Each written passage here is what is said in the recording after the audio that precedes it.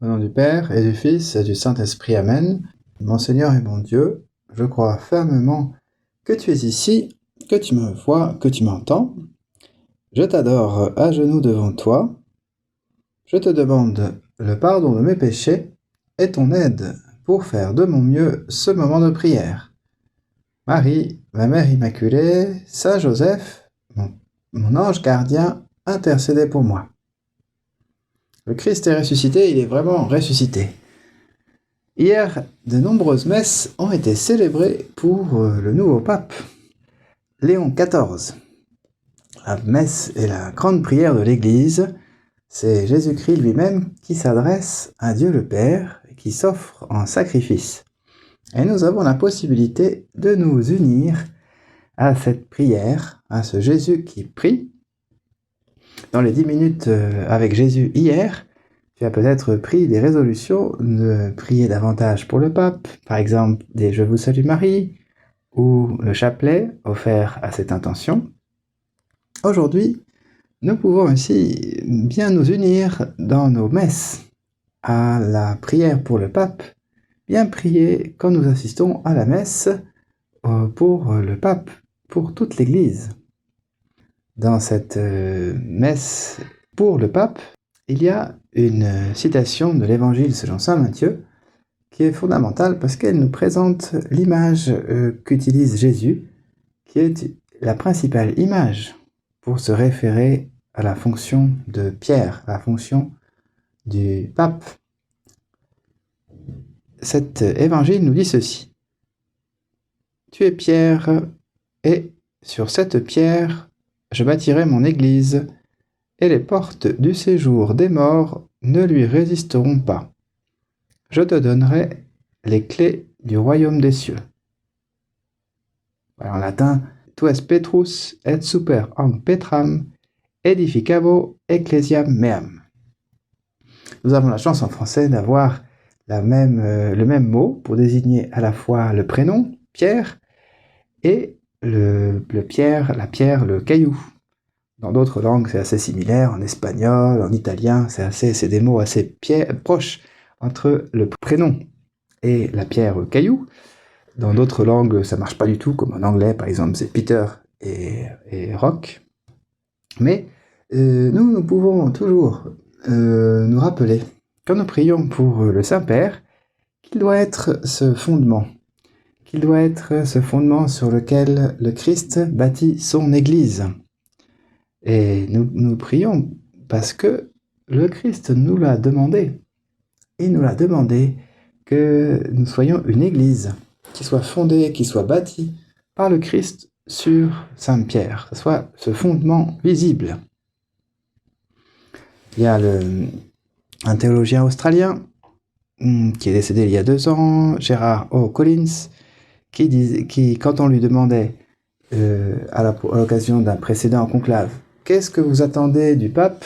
La question typique, il répondait, je veux quelqu'un qui annonce la résurrection du Christ d'une façon convaincante, parce que c'était la tâche de Saint Pierre, et c'est ce que les successeurs de Saint Pierre doivent faire.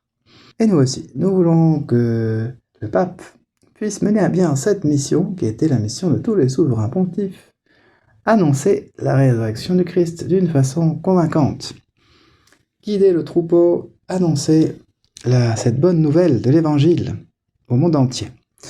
Et il a eu une petite évocation un peu de cette grande mission, parce que dans son discours, ses premiers mots, qu'est-ce qu'il a dit, le pape? Il a dit « La paix soit avec vous tous ». Chers frères et sœurs, c'est la première salutation du Christ ressuscité, le bon pasteur qui a donné sa vie pour le troupeau de Dieu. Il a insisté plusieurs fois sur cette paix dans son premier message.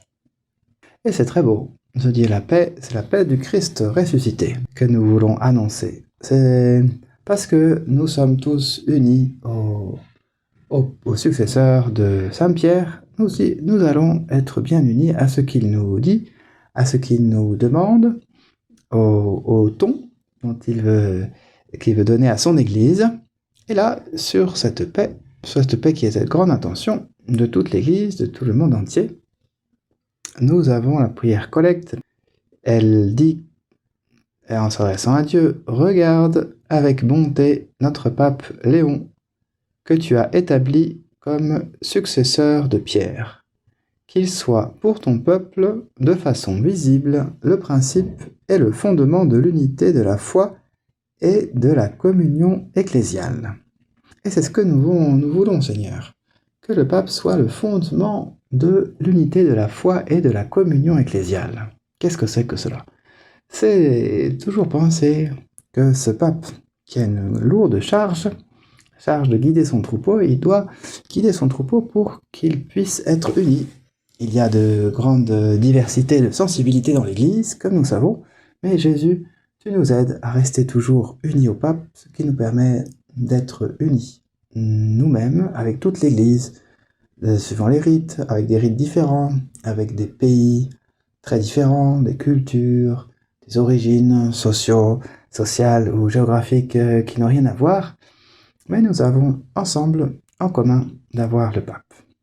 Et Jésus, aide-nous à toujours nous sentir toujours fidèles, nous sentir guidés par le pape, et cela nous permet de rester unis.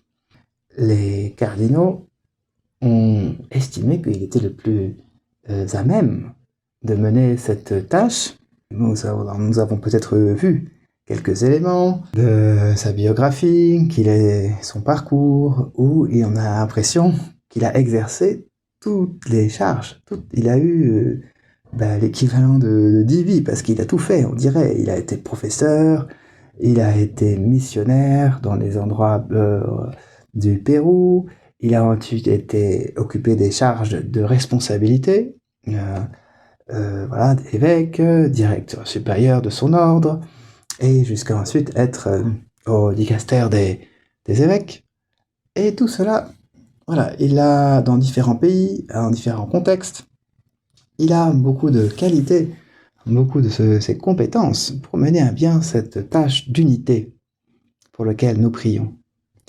Mais nous savons que ce n'est pas uniquement avec des forces humaines que l'Église se fait, elle se fait aussi grâce à notre prière, grâce aux moyens surnaturels, parce que tous les catholiques du monde entier, nous prions pour lui, pour Léon XIV. Nous voulons, Seigneur, toujours qu'il soit ce fondement de l'unité de la foi et de la communion de toute ton Église. Nous te le demandons, Seigneur Jésus. Ne l'abandonne pas, ce pape qui a toujours cette même mission que tu avais confiée à Saint Pierre. Nous te demandons, Seigneur, que grâce à cette élection, il soit toujours celui que tu veux pour cette mission de diriger ton Église. Toujours dans cette messe pour le pape, nous trouvons aussi la prière.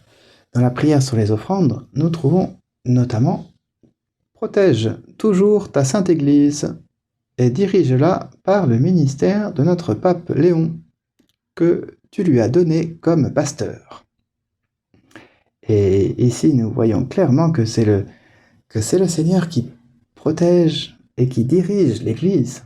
Seigneur Jésus, c'est toi qui le fais. Et tu veux te servir de bon instrument, comme du pape Léon XIV, qui, nous sommes certains, sera un très bon instrument. Il y a eu ces quelques paroles aussi de cette citation de saint Augustin. Il a dit « Avec vous, je suis chrétien, et pour vous, évêque. » Avec nous, chrétiens, et pour nous, évêque, c'est ce que le pape Léon veut être pour nous, avec nous, nous encourager, nous guider, nous enseigner.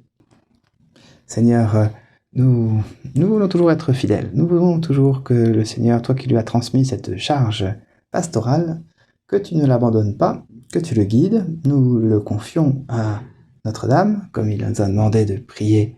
Nous avons prié avec lui à la fin de son premier message. Nous prions volontiers Notre-Dame. Je te remercie, mon Dieu, des bonnes résolutions, des beaux désirs et des lumières que tu as semés dans mon cœur pendant ce moment de prière. Je te demande de m'aider à les faire fructifier. Marie, ma Mère Immaculée, Saint Joseph et mon ange gardien, accompagnez-moi toujours en chemin.